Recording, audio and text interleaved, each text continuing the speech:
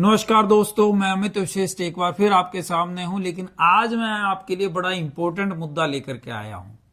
इस मुद्दे के बारे में भारतीय मीडिया ने बड़ा ज्यादा ध्यान नहीं दिया है, लेकिन यह मुद्दा भारत के भावनाओं से और भारत के भविष्य से संबंधित है। इस मुद्दे में मैं बात करूंगा डोनाल्ड ट्रंप के जीतने के बाद पूरे विश्व पटल पर जो बदलाव आया है। डोनाल्ड ट्रंप जीते हैं तो कई देशों को फायदा दिख रहा है और डोनाल्ड ट्रंप के जीतने का उनकी गतिविधियों पर प्रभाव भी दिख रहा है।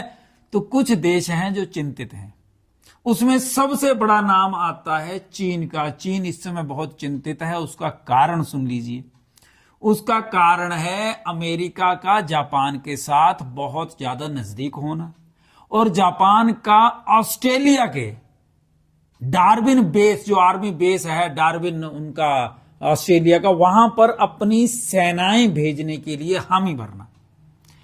चाइना नहीं चाहता था कि जापान की सेना ऑस्ट्रेलिया के इस बेस कैंप पर जाए, लेकिन जापान के साथ अमेरिका की इस समय बहुत अच्छी केमिस्ट्री बनी हुई है।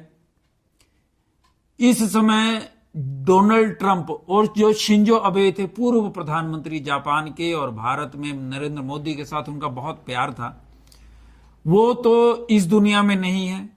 लेकिन शिंजो अबे और डोनाल्ड ट्रंप की तस्वीरें जापान में ट्रेंडिंग में हैं, क्योंकि ट्रंप जापान के साथ बहुत अच्छा व्यवहार करते रहे हैं, दोस्ताना संबंध रखते रहे हैं। उधर जापान को यह लगता था कि जापान भारत का सहयोगी बनकर के चीन और रूस के अगेंस्ट खड़ा हो पाएगा। लेकिन ब्रिक्स सम्मेलन के बाद से भारत का चाइना के साथ संबंध अच्छा हो रहा है।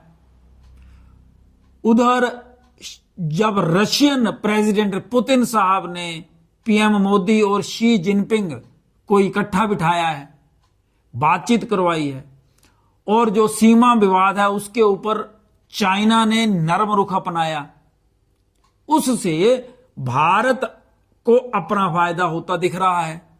इसलिए भारत अभी जापान से संबंधित किसी भी विषय पर चीन के विरुद्ध नहीं बोलना चाहेगा और बोलना चाहिए भी नहीं।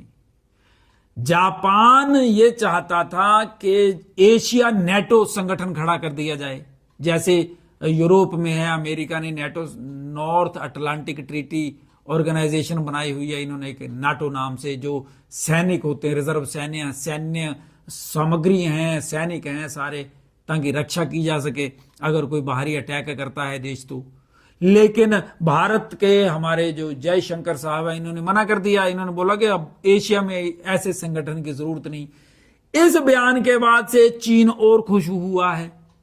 चीन के व्यवहार में थोड़ी सी नरमी आई है।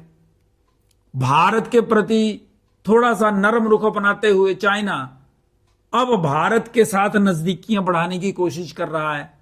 लेकिन इस अलार्मिंग सिचुएशन में जापान ऑस्ट्रेलिया के साथ मिलकर के ऑस्ट्रेलिया के बेस कैंप पे पहुंच रहा है डार्विन में। डार्विन बेस कैंप पर अमेरिका की सेनाएं पहले से हैं। यह असल में अमेरिका पहले से ही चाहता था कि एशिया के किसी ऐसे देश में कहीं पे इनका कुछ प्रभाव हो जहां से ये चाइना को आंखें दिखाने में योग्यता दिखा सके। अब चाइना इस समय बैकफुट पे है, ऐसा लगता है। कारण क्या है कि चाइना चाह करके भी जापान को हड़का नहीं सकता। धमकियां तो दे रहा है, लेकिन अमेरिका साथ खड़ा है, उधर ऑस्ट्रेलिया भी खड़ा है। तो चीन चाह करके भी जापान को डरा नहीं सकता। जापान की दिक्कत यह है कि जापान के ना संबंध चीन से अच्छे हैं, ना ही रूस से अच्छे हैं।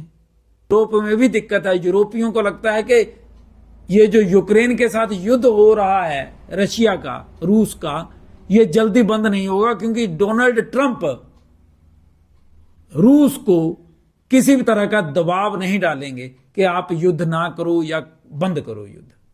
तो ये बहुत सारी परिस्थितियां उभर करके आ रही हैं। इन परिस्थितियों का संबंध भारत से तो है, लेकिन भारत की सरकार ने और भारत के नेतृत्व ने जब से चलती आ रही है हमारे आजादी के बाद से, तब से, और अब बड़ी कुशलता के साथ गुट निरपेक्षता वाला पक्ष सामने रखा हुआ है। भारत सभी के साथ है लेकिन सबके अगेंस्ट नहीं है। रूस के साथ भी भारत है, चीन के साथ नरम रुख है, लेकिन पूरे ध्यान से हैं भारत की सेनाएं भी और भारत की मिनिस्ट्री भी, क्योंकि चाइना का इतिहास रहा है धोखा देने का। उसके बाद जापान के साथ हमारे संबंध अच्छे हैं, ठीक है ना। शिंजो अबे बहुत अच्छे नेता रहे हैं और भारत के साथ उनके बड़े दोस्ताना संबंध रहे हैं। उसके बावजूद भारत बिल्कुल कोशिश करेगा कि चीन के साथ जापान के कारण हमारे संबंधों में कोई फर्क ना पड़े। आप देखिए ना परिस्थितियां, जापान के ऊपर दुनिया में पहली बार जब एटम बम फेंके गए तो अमेरिका ने फेंके 1945 में, 6 अगस्त को और 9 अगस्त को। वही जापान इस समय अमेरिका के साथ है, अमेरिका का पिट्ठू बना हुआ है। क्यों? क्योंकि परिस्थितियों के अनुसार दोस्तियां और संबंध बनते हैं। इसलिए इस समय ऑस्ट्रेलिया की दिक्कत यह है कि ऑस्ट्रेलिया स्वयं चाह रहा है कि सिक्योरिटी मिले उनको। अमेरिका की सेनाएं हैं, अब जापान की पहुंचेंगी। जापान की सेना का स्वागत ऑस्ट्रेलिया के न्यूज़पेपर्स में बहुत बड़े बड़े पेजेस निकाले गए हैं कि जापान की सेना अब हमारी टीम में है। तो ये परिस्थितियां बन रही हैं। उधर अगर देखा जाए युद्ध की तरफ, तो जो बाइडन इस समय जो वर्तमान में अमेरिका की कमान संभाले हुए हैं, वो रूस के खिलाफ कुछ करना चाह रहे हैं। वो चाह रहे हैं कि रूस के खिलाफ कुछ बड़ा एक्शन कर दें। उसका दुष्परिणाम हो सकता है विश्व युद्ध का शुरू होना। लेकिन सुखद यह है कि थोड़े समय की बात है, फिर डोनाल्ड ट्रंप आ जाएंगे, और ट्रंप अलग मिजाज के व्यक्ति हैं। और कंक्लूजन यह है कि इस समय पूरी दुनिया में अस्थिरता है, कहीं खुशी कहीं गम है। लेकिन भारत इस परिस्थिति में अपना बैलेंस बना करके चला हुआ है, यह सबसे खुशी की बात है।